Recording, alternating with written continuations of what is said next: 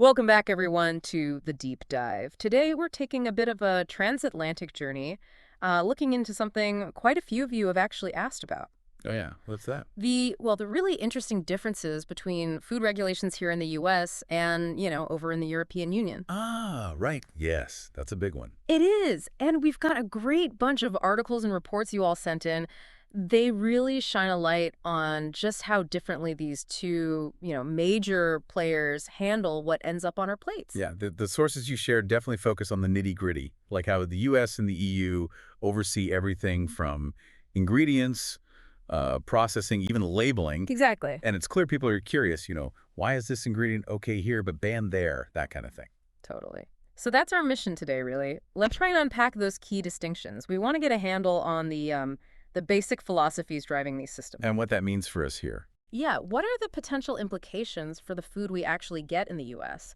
Think of it as like your quick guide to being well informed on why maybe that European chocolate bar tastes different or has different stuff in it. Got it. A fast track to food reg knowledge. Exactly. Yeah. Okay, so let's dive in. Where does this all start? What's the root difference? Well, I think it really boils down to a fundamental philosophical split. It's quite stark, actually. Oh, okay. The U.S., broadly speaking, uses what's called a risk-based approach, Risk-based. meaning Okay.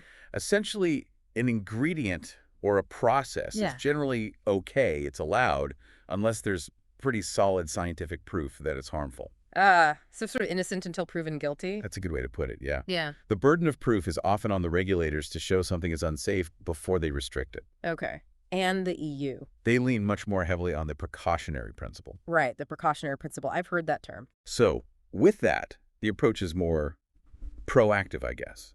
If there are reasonable grounds for concern about, say, health impacts, even if the science isn't totally conclusive yet, Mm-hmm.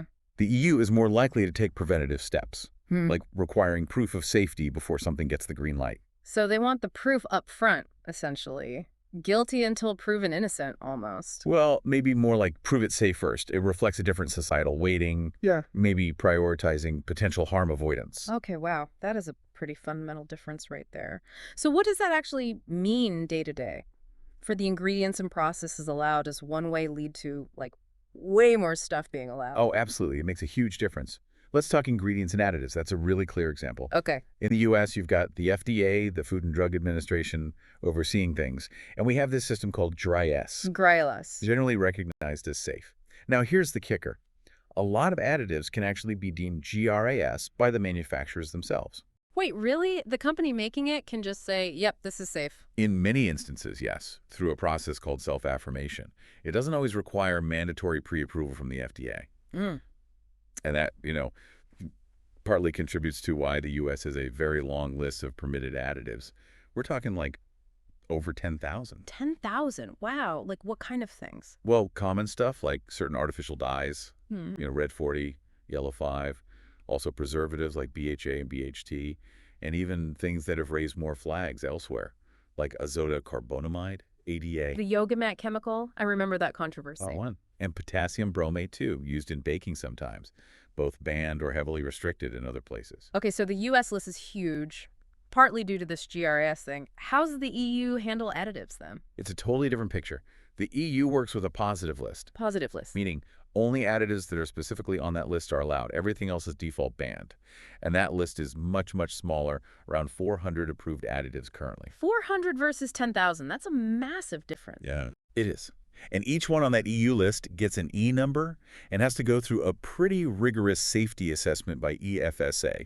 That's the European Food Safety Authority, before it can be used. So much more centralized control and pre-approval needed. Exactly.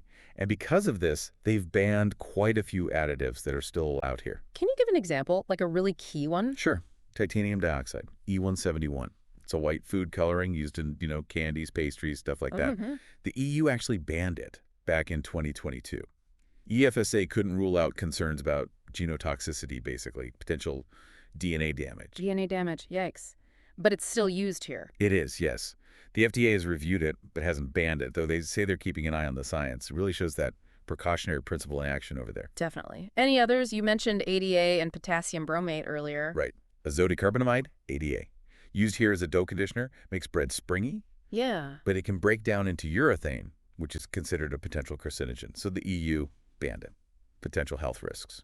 Okay. And potassium bromate. Same story, really. Also a dough conditioner used here helps strengthen dough.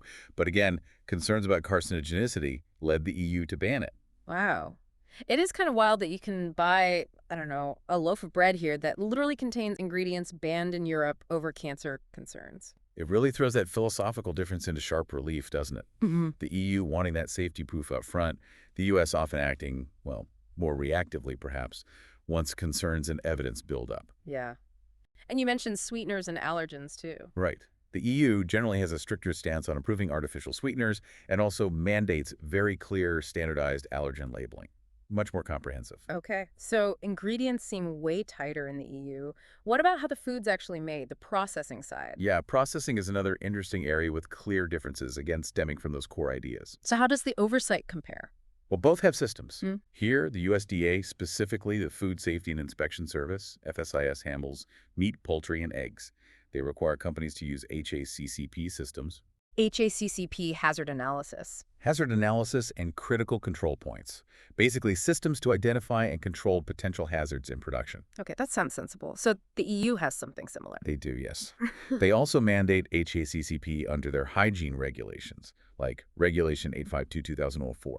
But here's a really key processing difference. Poultry. Chicken. What about it? In the U.S., it's pretty standard practice to use chlorine washes on poultry carcasses. Chlorine, like swimming pool chlorine. Well, a diluted antimicrobial wash, often Yeah. chlorine-based, yeah, to kill bacteria like Salmonella or Campylobacter at the end of processing. Huh. Okay, and the EU. Banned it. Completely prohibited for poultry intended for the EU market. Whoa, why? Don't they want to kill bacteria? They absolutely do, but their philosophy is different. They focus heavily on hygiene throughout the entire process, from the farm, transport, to the slaughterhouse itself. Ah, the farm to fork idea. Exactly. Their view is basically, if you maintain high hygiene standards all along the way, you shouldn't need a chemical bath at the end to decontaminate the bird. They see the chlorine wash as potentially masking poorer hygiene earlier in the chain. So prevent the problem rather than treating the symptom at the end? That's the idea. Plus, there were concerns about disinfection byproducts. They also have very strict rules on things like food contact materials, packaging, containers to prevent chemicals leaching into food. Interesting. Okay, so processing hygiene is approached differently too. Let's shift to pesticides. What goes on the food as it grows? Big topic. Huge topic. Okay. And yeah, more differences here. In the U.S., it's the EPA, the Environmental Protection Agency, that regulates pesticides under FIFRA, FIFRA. Federal Insecticide, Fungicide, and Rodenticide Act. They set MRLs, maximum residue levels for pesticides on food. Okay. And the U.S. approves a lot of pesticides, over 370 herbicides alone, including glyphosate, Roundup. Yeah, definitely know about that one. Lots of controversy, cancer lawsuits. Right. Still widely used here, though. But here's a really stark number. The U.S. currently allows something like 72 pesticides that are outright banned in the European Union. 72 that are banned there, but okay here. Correct. Due to health or environmental concerns identified by the EU regulators. Can you name any? Sure. Things like chloropicrin, it's a soil fumigant, and paraquat, which is a highly toxic herbicide, also banned in the EU but still used here under restriction. Wow. So how does the EU regulate pesticides then? Their main law is Regulation 10107-2009. Again, it involves ESSA doing rigorous evaluations of the active substances before they can be approved. It's generally seen as a more hazard-based assessment compared to the U.S. risk-based one. More precautionary again? Exactly.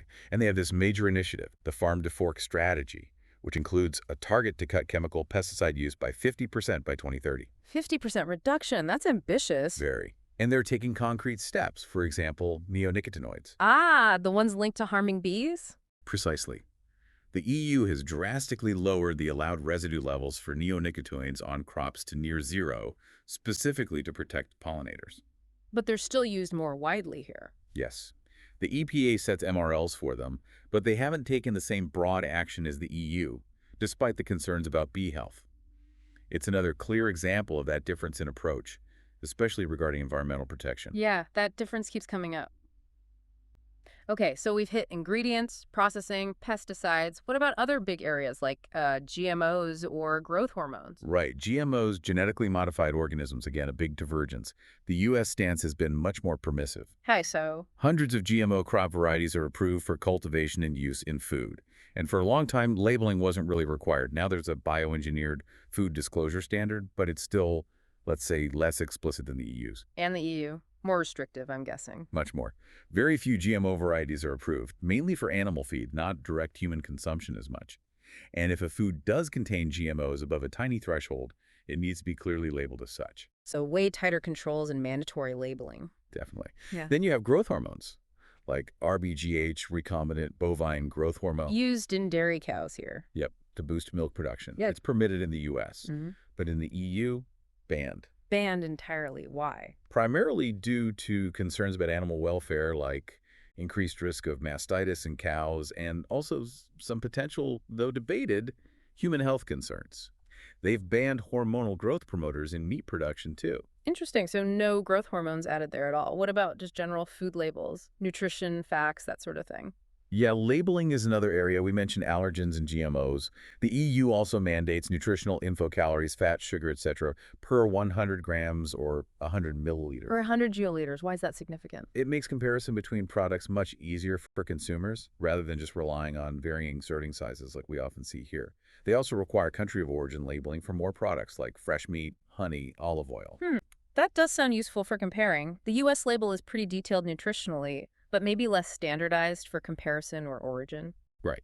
The U.S. Nutrition Facts Panel is good, but the EU approach on standardization per 100 geoliter and origin labeling offers a different kind of transparency. And let's not forget that chlorine-washed chicken point, again, a key difference in processing allowed here versus banned there. Right, that was a big one. So kind of stepping back and looking at the whole picture, Right. what's the overall impact of these two very different systems? Well, you could argue the EU's more proactive precautionary approach potentially reduces consumer exposure to substances where there's, scientific uncertainty or emerging concerns about long-term harm. It's arguably more protective up front. Okay. And the U.S. system? The U.S. system allows for perhaps more industry flexibility, maybe faster innovation in some ways. But the flip side is that it might permit substances that raise concerns elsewhere, relying more on detecting harm after the fact. So maybe a trade-off between innovation and caution. Sort of. There's definitely a perception, and some evidence to support it, that EU regulations are often stricter on chemical safety additives, pesticides.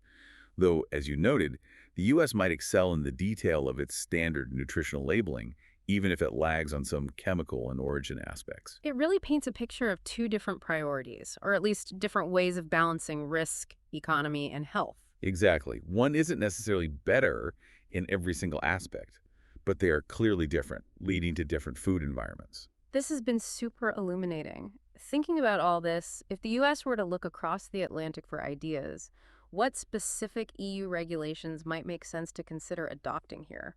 Based on the sources, of course. Well, based on the arguments presented in the materials, there are several areas where adopting an EU-style approach could be beneficial, mainly from a public health perspective. Like what? Firstly, embracing that precautionary principle more fully for food additives.